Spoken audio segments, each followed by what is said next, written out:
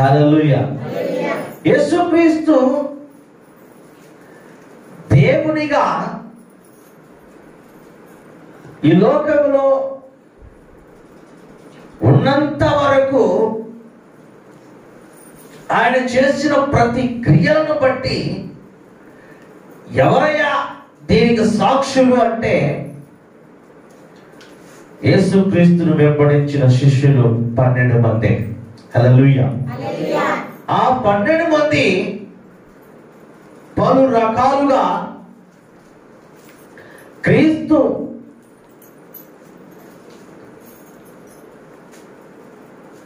జీవనమును గురించి, తన మరణమును గురించి, పునరుత్థానమును గురించి ప్రకటించుటకు ముందుగా ఈ 12 మంది శిష్యులను సాక్షాత్తు దేవుడే ఏర్పాటు చేసుకున్నాడు. హల్లెలూయా. హల్లెలూయా. దేవుడు ఈ 12 మంది శిష్యులను ఏర్పాటు చేసుకొని, ఈ 12 మంది నా జీవితానికి సాక్షి, నేను పరలోకమును విడిచి మానవునిగా వచ్చి ఈ 3.5 సంవత్సరాలు చేసిన ప్రతి సేవ, ప్రతి అద్భుతము, ఆశ్చర్యము, ఇవన్నిటికీ ఎవరయ్యా సాక్షులు అంటే నా వెనుకున్నటువంటి శిష్యులే. హల్లెలూయా.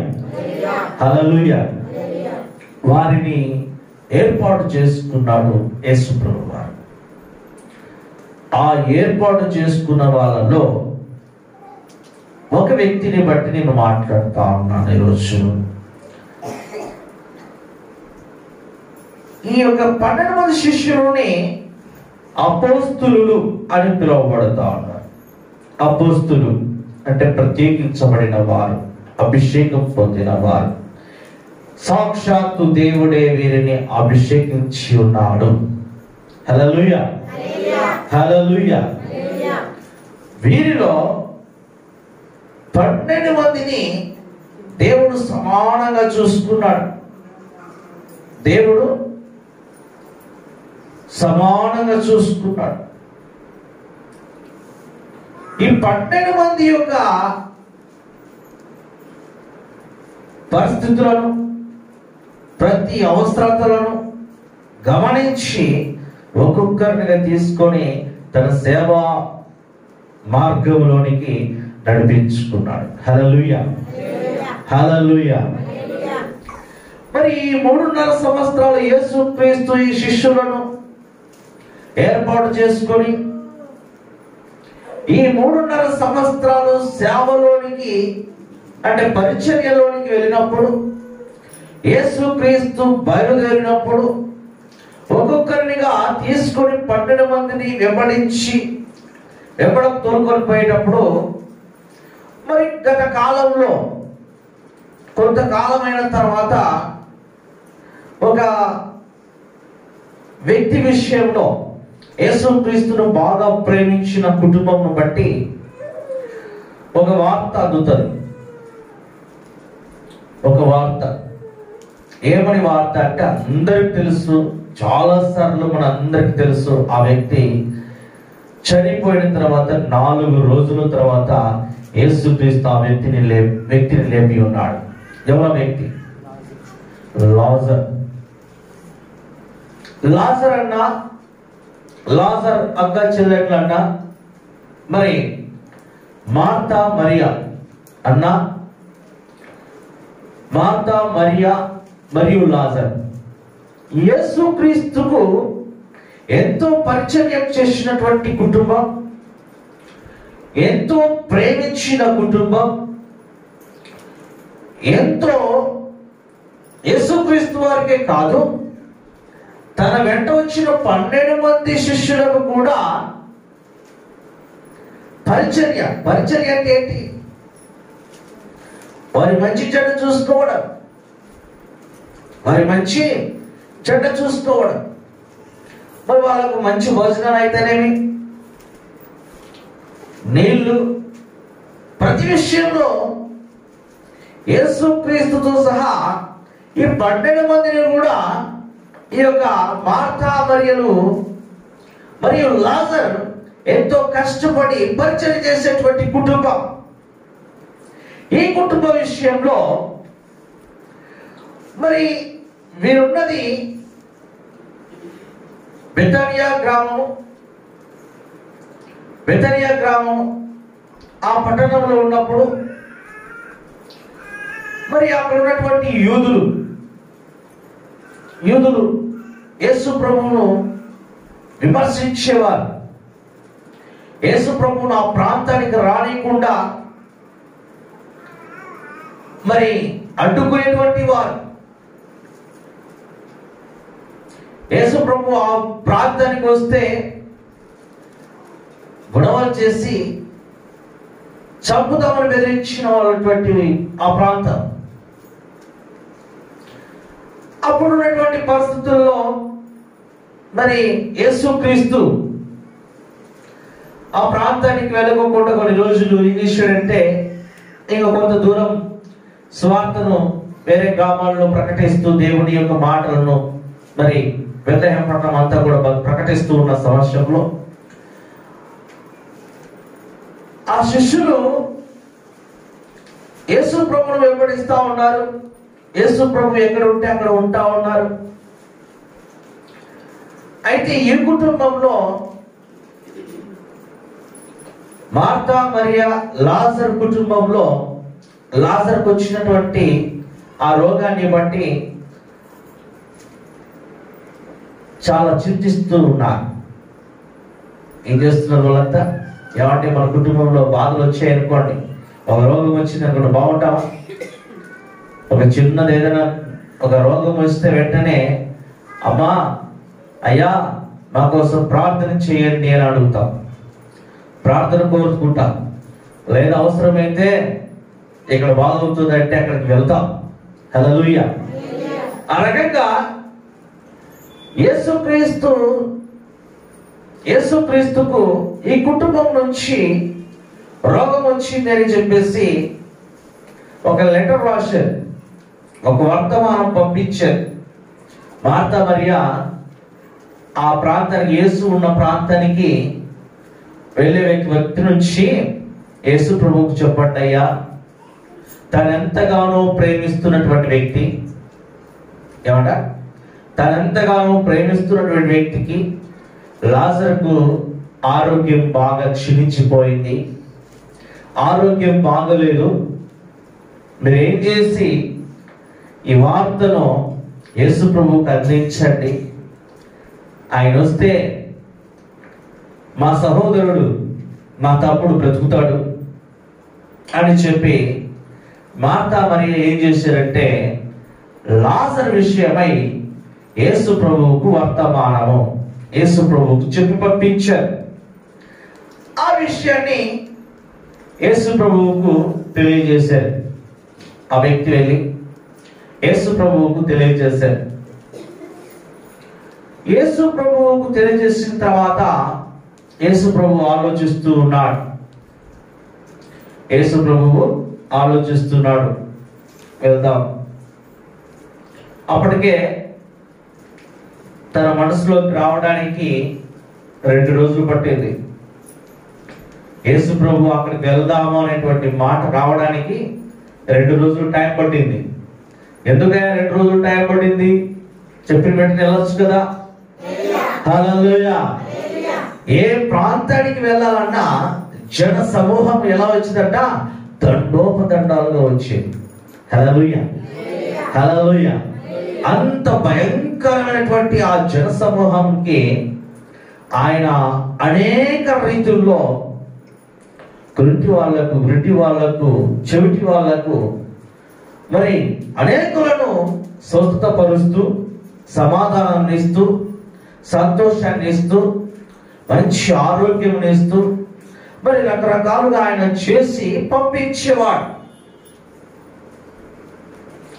ఆ రకంగా వెళ్తూ ఉన్న సమయంలో మార్తా మరియా సహోదరుడైనటువంటి లాజరు గురించి ఈ వార్తను చెప్పి పంపించారు, ఈ మనసులో పెట్టుకున్నాడు. కానీ వెళ్తా ఉన్నారు, అందరినీ బాగు చేసి అందరిని సమాధానపరిచే లోపల, అందరు వెళ్ళిపోయే లోపల 2 రోజులు టైం పట్టింది. అప్పుడు అనుకున్నాడు, అయ్యో లాజరుకు బాగలేదంట. శిష్యులతో మాట్లాడుతూ ఉన్నాడు. యేసు ప్రభువు వారు శిష్యులతో మాట్లాడుతూ ఉన్నాడు. మనం ఎక్కువగా ప్రేమించే మార్తా మరియా తన తమ్ముడు అనారోగ్యం పాలయ్యాడంట, ఆరోగ్యం బాగోలేదంట, ఆయన నిద్రిస్తున్నాడు. మరి మనం వెళ్ళి ఓదార్చుదామని యేసు ప్రభువు అంటాడు. యేసు ప్రభు ఈ మాట చెప్పగానే శిష్యులలో ఆ ప్రాంతం అంతా నిన్ను ఎక్కడ దొరుకుతాడా అని చూస్తా ఉన్నారు, నిన్ను చంపాలనుకుంటున్నారు. అలాంటి సిచ్యువేషన్ నుండి వెళ్దామంటావేంటి? అలాంటి పరిస్థితుల్లో నువ్వు అక్కడికి వెళ్ళడమేంటి అని కొంతమంది శిష్యులు ఆయన గురించి ఆ యొక్క లాజరు విషయంలో, లాజరు ఇంటికి వెళ్ళడానికి సందేహిస్తున్నా, సంకోచిస్తున్నా. అంటే ఏంటి? వద్దు, ఎందుకు వెళ్తావు? అక్కడికి వెళ్తే ఏమవుతుందో ఏమో. చదవండి ఆ మాటను మీకు చదివి నేను వినిపించిన తర్వాత ముందుకు వెళ్తాను. హల్లెలూయా, హల్లెలూయా. 11వ అధ్యాయం, యోహాను సువార్త 11వ అధ్యాయం, యోహాను సువార్త 11వ అధ్యాయం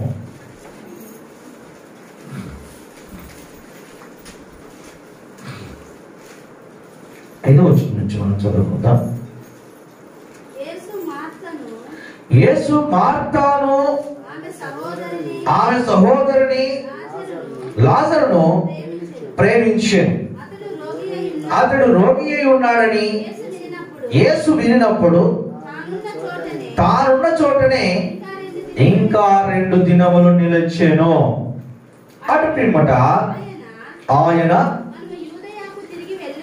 యూదయాకు తిరిగి వెళుదామని తన శిష్యులతో చెప్పగా ఆయన శిష్యులు, బోధకుడా, ఇప్పుడే యూదులు నిన్ను రాళ్లతో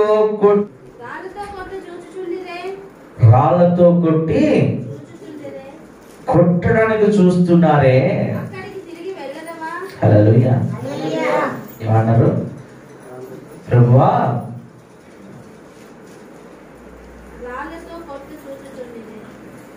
బోధకుడా అని సంబోధించారు కదా. బోధకుడా, ఇప్పుడే రాళ్లతో కొట్ట చూచుచుండే, రాళ్లతో కొట్టాలని చూస్తున్నారు. మరలా ప్రాంతానికి ఎందుకయ్యా?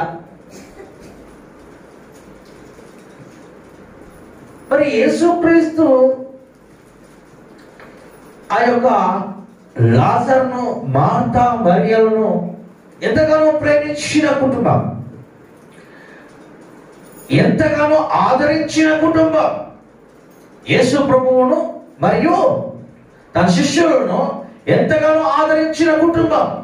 ఆ కుటుంబానికి కష్టం వస్తే వెళ్ళకపోతే ఎలాగా? వెళ్ళాలి అని యేసు ప్రభు అప్పటికే 2 రోజులు ఆలస్యం చేశాడు. యేసు ప్రభు 2 రోజులు ఆలస్యం చేశాడు. అయితే కూడా యేసు ప్రభు ఈ మాట ఎప్పుడైతే తన శిష్యులతో ఈ మాట చెప్పాడో, చూడండి, ఎప్పుడైతే ఈ యొక్క వ్యక్తులు ఈ మాట చెప్పారో శిష్యులు అంటున్నారు, ప్రభువా, మనం వెళ్తే ఖచ్చితంగా రాళ్లతో కొడతారు, మనం చంపేస్తారు అని. అంటే యేసు ప్రభు విషయంలో యేసు ప్రభు కొన్ని మాటలు చెప్పాడు. మనం తప్పంటూ చేయలేదు, తప్పు చేసినప్పుడు దాక్కుని వెళ్ళాలి. తప్పు చేయడం మనకెందుకు భయం? వెళ్దామండి అని యేసు ప్రభు అంటే కొందరిలో సంకోచితం ఉంది, కొందరిలో ధైర్యం చాలట్లేదు. ఎందుకంటే అక్కడ ఉన్నటువంటి పరిస్థితి అది. అందుకని 16 వచ్చింది అమ్మ.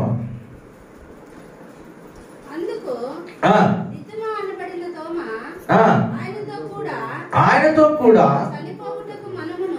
చనిపోవుటకు మనమును వెళ్ళుదమని తన తోడి శిష్యులతో చెప్పాను. హల్లెలూయా, హల్లెలూయా.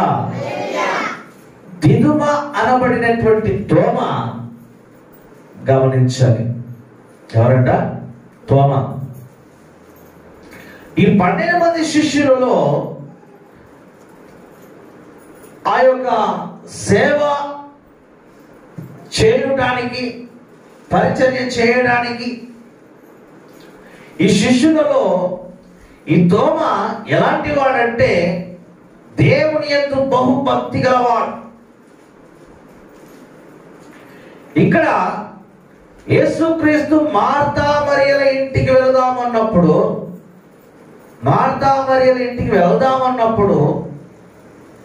మరి ఈ శిష్యులలో సంకోచితం కలిగినప్పుడు, ఈ శిష్యులలో ఆందోళన కలిగినప్పుడు, ఎప్పుడైతే ఆ వేదన కలిగిన వెంటనే తోమ చొరవ తీసుకొని తోమ అంటా ఉన్నాడు, ఆయనతో కూడా, ఎవరితో? యేసుతో కూడా. ఒకవేళ యేసును చంపుతారా, మనల్ని చంపనివ్వదా? హల్లెలూయా.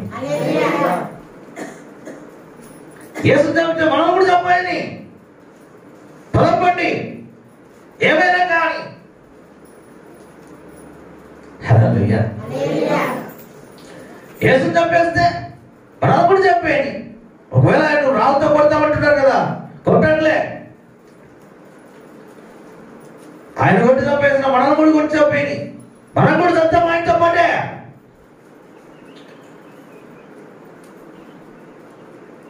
బలహీన పడుతున్న సమయాలలో 12 మంది శిష్యుల్లో అల్ప విశ్వాసం వస్తున్న సమయాలలో, యేసు ప్రభు వెనక వెళ్ళడానికి భయపడుతున్న సమయంలో మనం అనుకుంటున్నాం యేసుక్రీస్తు పునరుత్థానుడై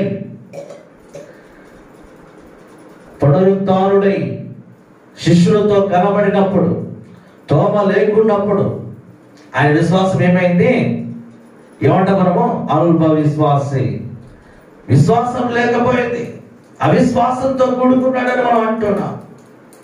ఇక్కడ గమనిస్తే మొట్టమొదటి ఇంకా ప్రాణంతో ఉన్నప్పుడే యేసుక్రీస్తును ఎక్కడ పట్టుకొని ఎక్కడ చంపేయాలనుకుంటున్నటువంటి సందర్భంలోనే యేసుక్రీస్తు ఎంతగానో ప్రేమించినటువంటి ఆ లాజరు చనిపోయిన దగ్గర వెళ్ళడానికి ముందే శిష్యులతో యేసు ప్రభువు మాట్లాడుతూ ఉంటే యేసు ప్రభువును శిష్యులు అంటా ఉన్నారు, అయ్యా బోధకుడా, నిన్ను చంపాలనుకుంటున్నారే, రాళ్లతో కొట్టి చంపాలనుకుంటున్నారే, అక్కడికి మళ్ళా నీ వెళ్దామంటావే, ఎలాగయ్యా అని చెప్పినప్పుడు తోమ అంటున్నాడు, సహోదరులారా, యేసుక్రీస్తు రాళ్ళతో కూడా చంపుతామంటే మనం వెళ్ళకుండా పోవడం మంచిదేనా? ఆయన చంపిన మనల్ని కూడా చంపేది, పదాన్ని పదపడి అందరూ కలిసి వెళ్దాం. ఏమంటున్నాడు? అందరం కలిసి వెళ్దాం, ఏమైనా జరగని, మన ప్రాణం పోయినా పర్లేదు, మనం వెళ్దాం. అక్కడికి ఎక్కడికి వెళ్దాం? లాజరు దగ్గరికి వెళ్దాం. లాజరు చనిపోయిన స్థలానికి వెళ్దాం, లాజరు ఇంటికి వెళ్దాం. మనల్ని ఎంతగానో ప్రేమించారు, మనల్ని ఎంతగానో ఆదరించారు, మనకెంతగానో ఆదరణ కలగజేశారు. మనం వెళ్తే భోజనాలు చేసి పెట్టారు, మనం వెళ్తే మంచి నీళ్ళు ఇచ్చారు, మనం వెళ్తే ఎంతో ప్రచారం చేశారు. వాళ్ళ కుటుంబంలో ఎన్నో రోజులు నిద్ర పెట్టినటువంటి రోజులు ఉన్నాయి. ఆ ఇంటిలో మనకి ఎంతో భోజనం అందుబాటు చేసిన వాళ్ళు ఉన్నారు.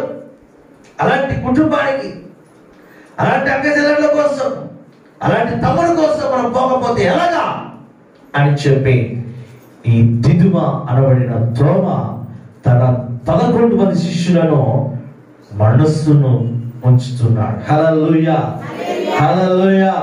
ఆ 12 మందిలో ఈ దిదుమ అనబడినటువంటి తోమ 11 మందికి ధైర్యం గొలుపుతున్నాడు.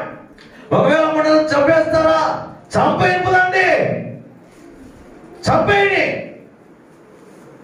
చనిపోదాం, కానీ మనమైతే వెళ్దాం.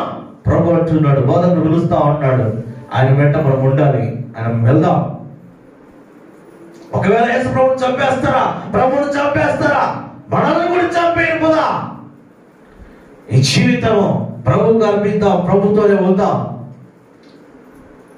ఒంటరిగా పంపడం మంచిది కాదు, మనం వెళ్దాం తోడుగా. ప్రభు అక్కడికి వద్దు అంటున్నటువంటి సమయం అది. మిగతా శిష్యులు అంటున్నారు, వద్దు ప్రభువా, బోధకుడా, నిన్ను రాళ్ళతో కొట్టి చంపాలనుకుంటున్నారు కదా, రాళ్ళతో కొట్టడానికి చూస్తున్నారు, ఎక్కడ నిన్ను పట్టుకుంటాను, ఎక్కడ మనం దొరికిపోతామో. ఈ సిచ్యువేషన్ లో, ఇలాంటి పరిస్థితుల్లో మనం అక్కడికి వెళ్తే వాళ్ళు రాళ్ళతో కొట్టి చంపేస్తారు. అలాంటి పరిస్థితులను వెళ్దామంటున్నావు. వెంటనే తోమతో తీసుకుంటున్నాడు. తోమ అంటున్నాడు, మీరందరూ ఒక మాట, నా మాట వింటారా? మీరందరూ నా మాట వింటారని నేను ఒక మాట మాట్లాడతాను. ఇన్ని రోజులుగా, ఇన్ని సంవత్సరాలు, 3 సంవత్సరాలుగా మనం ప్రభువును వెంబడిస్తూనే ఉన్నాం. ఎవరు ఏదో చేస్తారని భయపడి ఇక్కడే కూర్చుందామా? అక్కడ లాజరు చనిపోయి ఉన్నాడంట. 2 రోజులు అయిపోయింది, వార్త అంది. ఎంతగా బాధపడుతున్నారో మన అక్కచెల్లెళ్ళు, ఎంతగా ఏడుస్తున్నారో. అలాంటి సందర్భంలో మనం ఆ ఇంటికి పోకపోతే, పోయి ఓదార్చకపోతే మనకేం ప్రయోజనము? వెళ్దాం. ఒకవేళ యేసు ప్రభువుతో పాటు మనల్ని చంపేస్తారా, చనిపోదాం అని చెప్పి ఈ మిగతా 11 మంది శిష్యులకు కూడా ఈ మాట చెప్పి ధైర్యముతో మరలా ప్రభు సన్నిధికి వెళ్ళి, అనగా ప్రభుతో పాటు వెళ్ళి ఆ లాజరు ఉన్న చోటుకి వెళ్ళి, అక్కడికి వెళ్ళేసరికి 2 రోజులు మళ్ళా టైం పట్టింది. హల్లెలూయా. ఈ మాట మాట్లాడుకోవడానికి అక్కడున్న పరిస్థితులు అంతా తారుమారు, అక్కడున్న పరిస్థితులన్నీ చక్కబెట్టుకునేసరికి 2 రోజులు టైం పట్టింది యేసు ప్రభు వారికి. వీరితో మాట్లాడిన రోజు నుంచి మరో 2 రోజులు పట్టేసింది. మొత్తం 4 రోజులు అయింది. హల్లెలూయా, హల్లెలూయా. అక్కడికి వెళ్తున్నారు. ఆ ప్రాంతానికి వచ్చాడు యేసు ప్రభు వారు, తనతో పాటు శిష్యులు వచ్చారు. ఆ ప్రాంతానికి రాగానే అనేకులు ఆయన వెంట గుంపులుగా వస్తూ ఉన్నారు. గుంపులుగా వస్తూ ఉన్నారు. వచ్చి అందరూ ఆయనను వెంబడిస్తూనే ఉన్నారు. అక్కడ వాళ్ళు వీళ్ళు కాళ్ళ మొక్కే వాళ్ళు, చేతులు మొక్కునే వాళ్ళు. అయ్యా నా కుమారునికి ఇలాగ అయిపోయింది, అయ్యా నా భార్యకి ఇలా అయిపోయింది, అయ్యా నా తల్లికి ఇలాగ అయిపోయింది, అయ్యా. ఇంకా దారి వస్తున్నప్పుడు మనం ఎన్ని సాక్ష్యాలు వినలేదో. హల్లెలూయా, హల్లెలూయా. అలాంటి వాళ్ళందరినీ బాగు చేసుకుంటూ వచ్చేసరికి 2 రోజులు అయింది, మళ్ళా 2 రోజులు టైం పట్టింది అక్కడ. అప్పుడు యేసు ప్రభు ఇంకా దూరాన వస్తున్నాడు అన్నప్పుడే ఆ వార్త భార్యకు వినబడింది. పరుగున బయలుదేరి యేసు పాదాలు పట్టుకొని, ప్రభువా నీవు ఇక్కడ ఉండింటే, ప్రభువా నీవు ఇక్కడ ఉండింటే నా తమ్ముడు చనిపోయేవాడు కాదు. అమ్మా ఇప్పుడేమైంది? ఇప్పుడు కూడా అదే విశ్వాసం ఉంచు. హల్లెలూయా, హల్లెలూయా. ఆ ఇంటికి వెళ్ళిపోయాడు యేసు ప్రభు. ఆ మరి తన ఇంటికి తీసుకెళ్ళిపోయింది. ఆ తల్లి తన ఇంటికి తీసుకెళ్ళిపోయింది. తన ఇంటికి వెళ్ళగానే అందరూ ఏడుస్తా ఉన్నారు. మార్తా మరియ ఏడుపును చూసి ఇంకా ఏడుస్తూ ఉన్నారు. బహు భయంకరంగా అక్కడ ఉన్న వారందరూ వాళ్ళ ఏడుపును చూసి అందరూ కళ్ళల్లో నీళ్ళే, అందరూ ఏడుస్తూ ఉన్నారు. అప్పుడు యేసు ప్రభు వాళ్ళని చూసి ఆ మాట ఒక్కసారి నేను చదివి వినిపిస్తాను.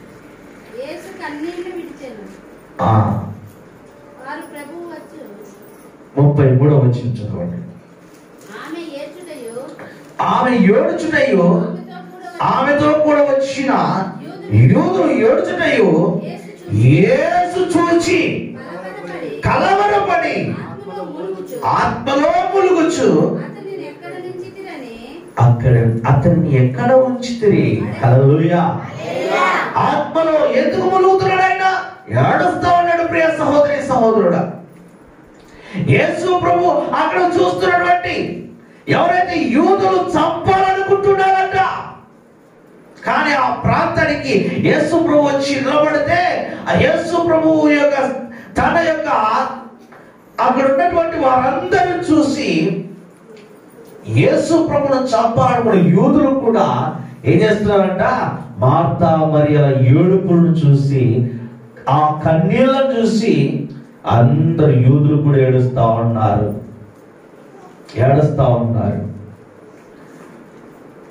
ఆ ఏడుస్తున్న ఆ ఏడుపును చూసి యేసు ప్రభు కూడా కలవరపడి బాధపడి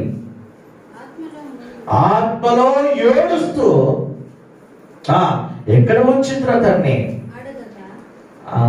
ఇక్కడ పెట్టే ప్రభువా, అక్కడికి తీసుకెళ్తారు. అక్కడ తీసుకెళ్ళి ప్రభు ఇక్కడే ఉంచేమో అంటే ఆ బండను తీయండి. ప్రభువా, ఇప్పటికి 4 రోజులైంది, వాసన పట్టింటుంది. హల్లెలూయా, హల్లెలూయా. బండ తీయండి, ఫస్ట్ ఆ బండను తీయండి. బండను తీశారు. యేసు ప్రభు లాజర్ లేకపోనగానే ఆ శవము లేచి నిలబడింది. హల్లెలూయా, హల్లెలూయా. ఈ కార్యము జరగటానికి యేసు ప్రభు శిష్యులతో ముందు ఆ శిష్యుడైనటువంటి తోమా ఏం చేశాడు? పదండి, యూదులు మనల్ని చంపకపోయినా మనం లాజరును చూడాలి, లాజరు కచ్చలను మనం చూడాలి, మార్తా మరియలను చూడాలి, ఓదార్చాలి అని మిగతా 11 మంది శిష్యులకు ధైర్యము నింపి ఆ ప్రాంతానికి తీసుకుని వచ్చారు. అక్కడికి వచ్చిన వెంటనే ఎవరైతే రాళ్లతో కొట్టాలనుకున్నారో, ఏ యూదులైతే రాళ్లతో కొట్టి చంపాలనుకుంటున్నారో వారందరూ కూడా ఆ లాజరు యొక్క అక్క చెల్లెలను ఏడుపును చూసి అక్కడ వారందరూ కూడా ఏం చేశారు? కళ్ళల్లో నీళ్లు పెట్టుకున్నారు.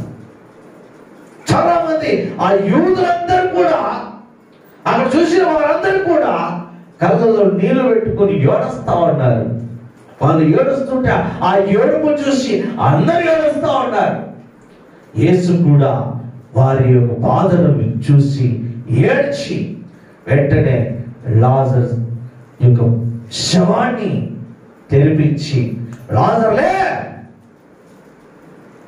దేవునికి మహిమకరముగా 4 రోజులైన శవాన్ని లేపి ఉన్నాడు. హల్లెలూయా, హల్లెలూయా.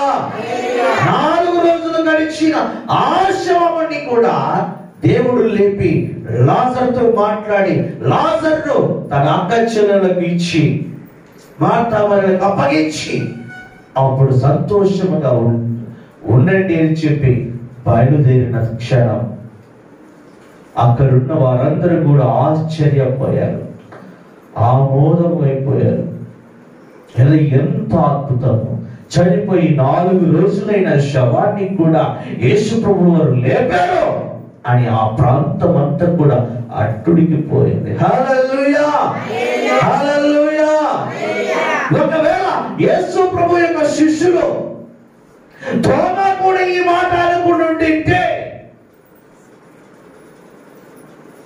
తోమా ధైర్యం ధైర్యము చేయకపోయి ఉంటే నేడు భారతదేశానికి ఈ సువార్త అందరిది కాదు.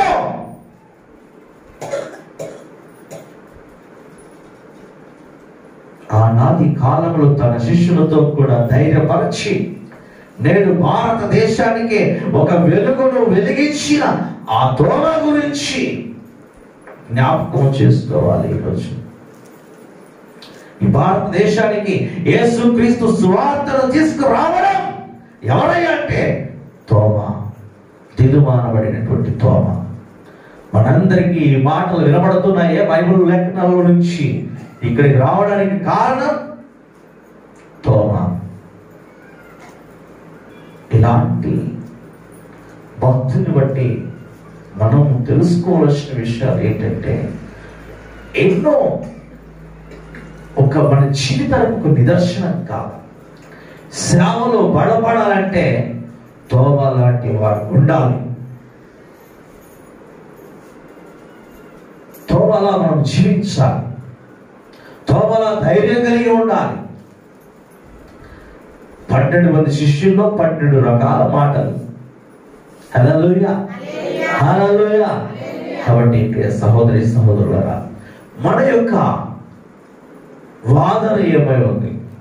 ప్రభు యొక్క వాదన ఏముంది? ప్రభు యొక్క మాట ఏమి, మన మాట ఏమి? కానీ ప్రభు కొరకైతే నేను చనిపోతాను, మీరు నా మాట వింటే కనుక మనం అందరం చనిపోయిన పర్వాలేదు, పునః ముందుకు వెళ్దాం. ఆ యూదులు మనల్ని ఏం చేస్తారు? పలా ఇన్ని అద్భుతాలు చేసే యేసు ప్రభు పక్కన ఉన్నా కూడా శిష్యుల్లో కొంచెం ఆందోళన. నేను కొట్టాలనుకుంటున్నారు. వారి ఉద్దేశం ఏంటంటే భయం కాదు, ఎక్కడ ప్రభువును చంపేస్తారేమో, ప్రభువుని ఎక్కడ కొట్టి చంపుతారేమో, అందుకనే వద్దు అనేటువంటి భావన. కాకపోతే ప్రియ సహోదరి సహోదరా, మనస్సులపైన మనం ఇలాగ ఆలోచిస్తాం. కానీ ఎందుకంటే ఆయన మానవునిగా వచ్చాడు, మానవ అవతారాలు ఇక్కడ ఉన్నాయి కాబట్టి అమానవుడిగా మీరు ఆలోచించేది సమయం. అయితే అన్నిటికీ ధైర్యంగా ముందు అడుగు వేయడమే మన లక్ష్యం. మన కుటుంబంలో కూడా ఎన్ని శోధనలు వచ్చినా, వేదనలు వచ్చినా, ధైర్యం అనేది చావుకు తెగించిన ధైర్యం నుంచి వేరే ఏమీ లేదు. అందుకే షడ్రక్ మేషక్ అబేద్నెగో కూడా మమ్మల్ని ఇప్పుడు ఈ క్షణమే అక్కడికి వేసేయండి, మేము ఆ విగ్రహానికి మొక్కము అన్నాం. ఆ విగ్రహానికి మొక్కం మేము. ఇప్పుడే మమ్మల్ని అగ్నిగుణంలో వాడాయండి, కానీ మేము మాత్రము ఆ విగ్రహానికి మొక్కం. ఎందుకంటే మా దేవుడు జీవము కలిగిన దేవుడు, మా దేవుడు జీవము కలిగిన దేవుడు. కాబట్టి మేము ఆ విగ్రహానికి మొక్కం. తీసుకుపోయారు, అగ్నిగుణంలో వాడేశారు. భయపడ్డారా? భయపడ్డా?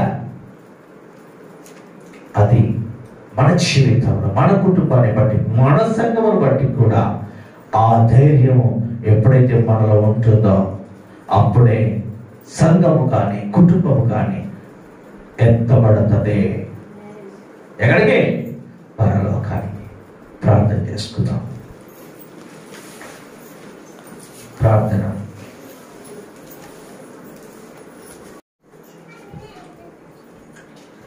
మిగిలిగా మమ్మల్ని ఎంతగానో ప్రేమించిన మా ప్రియ పరలోకపు తండ్రి యేసు ప్రభువా, నీ నామాన్ని బట్టి ఈ పరిశుద్ధ దినాన ప్రభువా గత నెలంతయు కాచి కాపాడి 2వ నెలలో మొదటి పరిశుద్ధ దినాన నీవెంతగానో మమ్మల్ని ఆశీర్వదించినందుకు నీకు స్తోత్రాలు చెల్లిస్తున్నా. ప్రభువా, ఈ దినాన ప్రభువా నీ సన్నిధిలో నీ బిడ్డలంతరం చేరి నిన్ను మహిమపరిచిన రీతిని బట్టి, ఘనపరిచిన రీతిని బట్టి నీకే వందనములు చెల్లిస్తున్నా.